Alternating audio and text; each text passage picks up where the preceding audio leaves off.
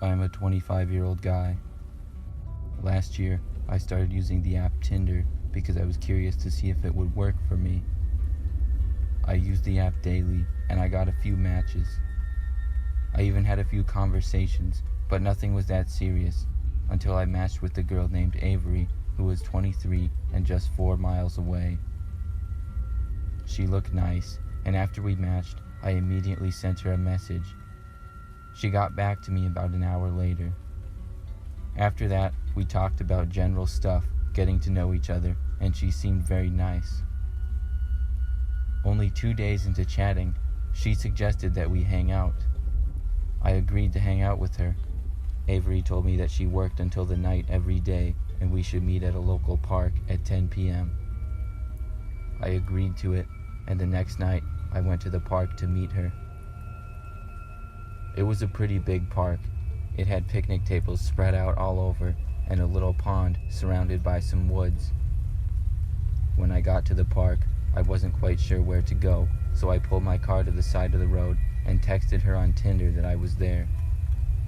She responded saying she was really sorry, but she was running a little bit late and she would be there within 5 minutes. I sat in my car and waited and looked around. The park was empty at this hour. It wasn't my ideal idea of a first date, but I really wanted to get to know the girl because she had seemed so nice and interested in me. Finally, a couple of minutes later, I got a message from her. The message said, "I'm here. Meet me by the pond." I looked around, but I didn't see any cars or people. There was a chance she parked around a corner of the street that I couldn't see, so I slowly got out of my car and looked around. It was too dark to see a whole lot, just a few dim lights spread out around the park. I got out of my car and started walking into the park. I took out my phone and told her that I was walking to the pond. It was a pretty large area near the pond, so I decided to walk all over it. When I reached the edge, I didn't see anybody, but I heard a car driving down the road, so I looked to see if it was Avery. The car pulled up next to mine and then parked in front of it. It was a black old beat-up car, but I couldn't see who was driving because it was too far away. I started to walk over to the car because I wasn't seeing anybody near the pond at all, and I was starting to get a bad feeling about this whole situation. But as I started to walk, I heard leaves rustling behind me, followed by the feeling of someone pushing me from behind. I fell to the ground, and without even seeing who pushed me, I was kicked in the back. Then, somebody got on top of my back, and it clearly was not a girl, but a man. I tried to fight back, but I was overpowered. It was a large man who was very strong, and I saw he was wearing a hood. He grabbed my legs and then tried to grab my arms, but I fought back as much as I could. He started dragging me by my legs to the direction of my car.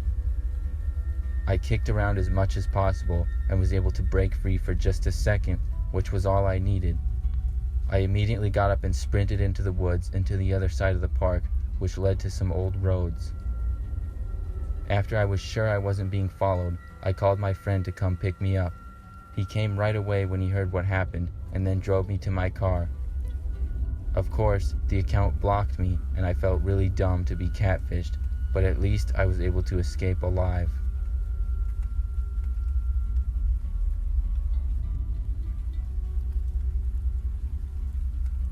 Recently, I have been using the dating app called Hinge. I'm a 29-year-old guy and have been single for a while. I wasn't a big fan of dating apps at first, but my friends said some good things about them, so I joined. After using the app, I liked it, and I met a woman on the app that I thought was very cool. Her name was Emily, and after we talked for a while, we realized that we had a lot of common interests and decided to go on a date. I took her to a pretty nice restaurant nearby, and we had a really good time. She seemed great, and I thought it went really well. We decided for our second date that she would go to my house and I would cook. I was proud of my cooking skills because I've always enjoyed making food, and my family and friends always told me I was good at it. Anyways, she came over at around 7 p.m. and I made a pasta dish that I thought she would like. It went great, and afterwards we talked for about an hour, and then she asked for a tour of my house. It wasn't a big house, but it was decent, and I was excited to show it to her. She really liked it, and then after I showed her around, she told me she had to get going. We hugged and then she left. I texted her that I had a good time, and I hoped we could get together again soon. A few hours went by, and she never responded. I was a little bit concerned because I thought it had gone so well, so I told myself not to worry, and I went to bed. I woke up several hours later at 4 o'clock in the morning. I turned over to go back to sleep, but I really had to go to the bathroom, so I decided to get up. I walked out my bedroom into the hallway and used the bathroom. On my way back to my room, though, I heard a noise come from the kitchen. I lived alone and had no pets, so I was pretty concerned. I walked into my kitchen to see what it was. When I got there, I saw the room was all messed up. Papers were everywhere, dishes, pots and pans. It was a real mess. I couldn't believe what I was seeing. Then out of the corner of my eye, I saw movement and turned to just see for a split second a person leaving the room to my spare bedroom. I froze for a second and then decided to call the police. After I called them, I was feeling brave, so I went into my guest room and entered it. But nobody was in there. However, the window was left wide open, and whoever was in my house had left through it. The police arrived a while later and searched my property, but didn't find anybody. However, several of my valuable items were missing. After the police talked to me and left, I was exhausted, and I finally went back to sleep for about an hour or two before I had to get up again for work. I took out my phone and saw that Emily still never responded to me, so I decided to call her, but when I did, I realized that the number had blocked me. Then I started to put two and two together, and I realized she must have had something to do with my house getting robbed. I told my story to the police later that day, but it turns out Emily probably wasn't even her real name, and I couldn't find any of her social media. Her Hinge account had also been deleted.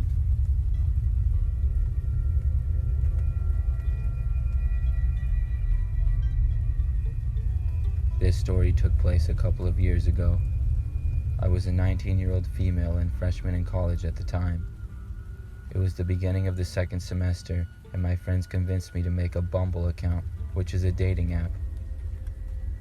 It was 4 of my friends and I in my college house, hanging out.